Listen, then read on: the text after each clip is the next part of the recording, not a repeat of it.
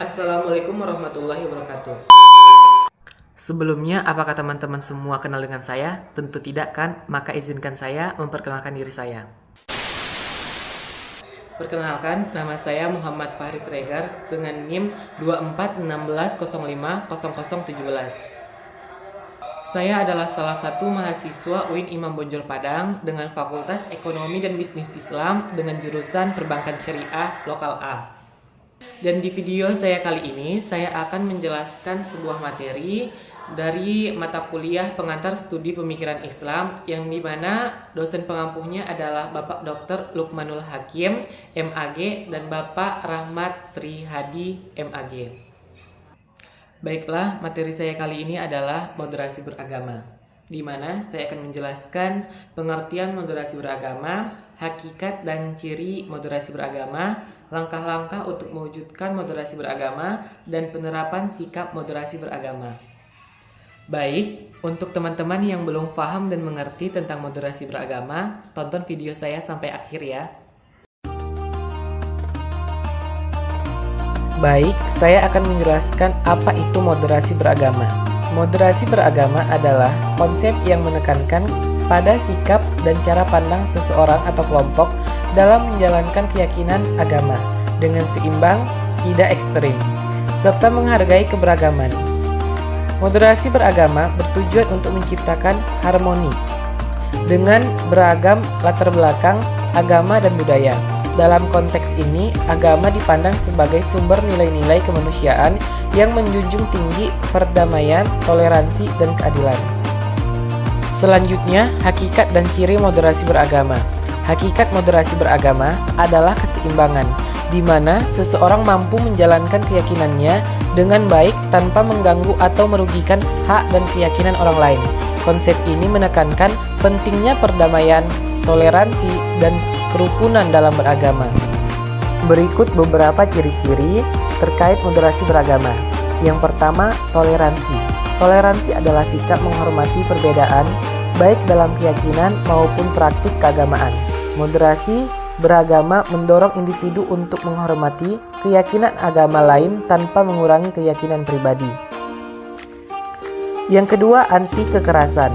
Moderasi beragama menolak segala bentuk kekerasan baik verbal maupun fisik yang didasarkan atas perbedaan agama.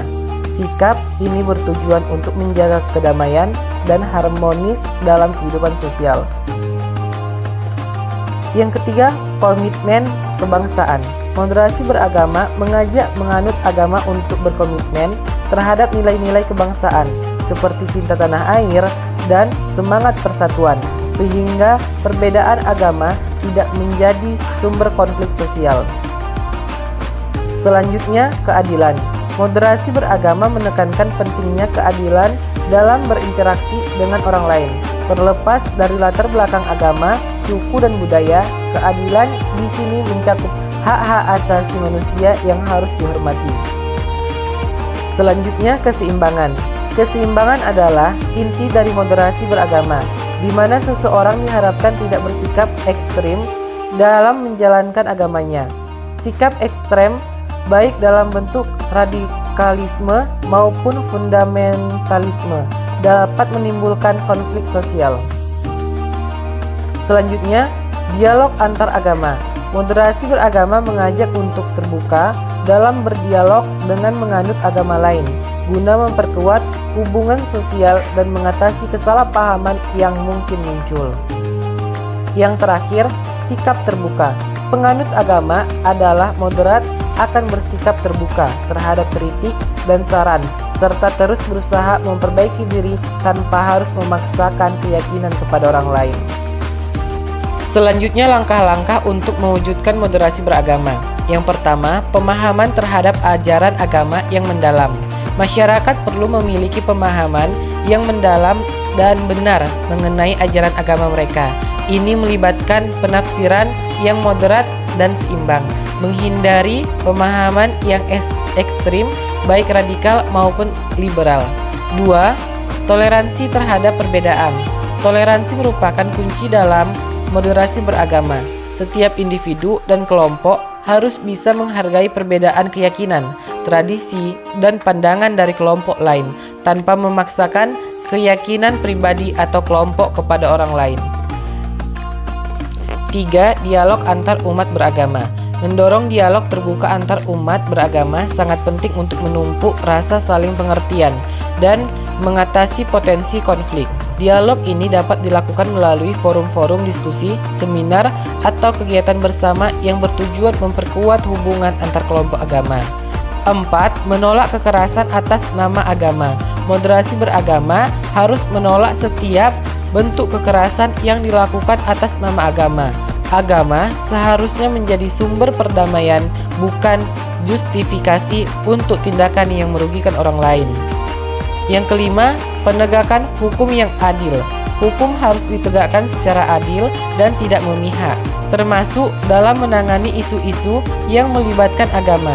Ini mencakup perlindungan terhadap kelompok minoritas dan penanganan terhadap tingkah intoleran atau ekstrim. Selanjutnya adalah penerapan sikap moderasi beragama.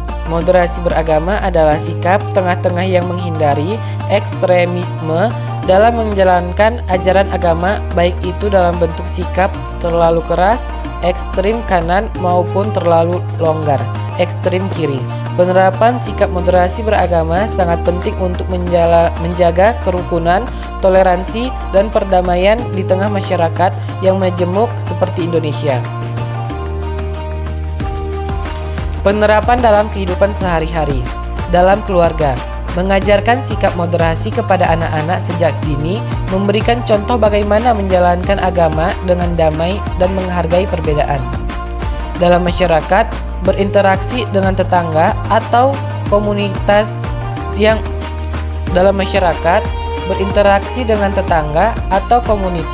yang berbeda keyakinan dengan sikap ia saling menghormati tanpa merendahkan atau menyinggung pihak lain. Dalam pendidikan, institut pendidikan bisa menjadi wadah untuk mengajarkan sikap moderat, menekankan pentingnya belajar dari berbagai perspektif agama dan budaya.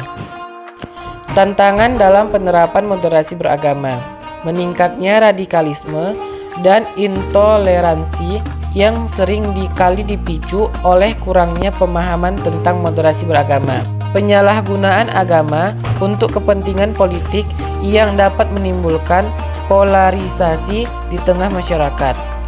Kurangnya literasi agama yang moderat, di mana banyak yang memahami agama secara sempit dan literal tanpa melihat konteks sosial dan historis. Penerapan sikap moderasi beragama di Indonesia menjadi kunci penting dalam menjaga persatuan dan kesatuan bangsa. Sikap ini harus terus dikembangkan melalui berbagai aspek kehidupan, mulai dari pendidikan, kekeluargaan, hingga komunitas agar tercipta masyarakat yang damai, adil, dan harmonis.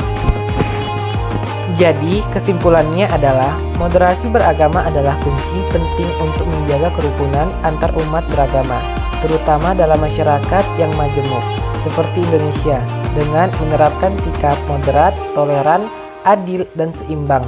Masyarakat dapat hidup berdampingan dengan damai meskipun memiliki perbedaan keyakinan. Untuk mewujudkannya diperlukan upaya kolektif dari semua pihak, baik pemerintah, tokoh agama, pendidikan, dan masyarakat umum, guna membangun harmoni dan meminimalkan potensi konflik yang bersumber dari perbedaan agama. Baiklah, saya ucapkan terima kasih kepada teman-teman yang telah menonton video saya. Kurang lebihnya kepada Allah saya memohon ampun, dan kepada teman-teman semua saya memohon maaf. Wabillahi taufiq wal hidayah. Wassalamualaikum warahmatullahi wabarakatuh. Dadah teman-teman, see you next time.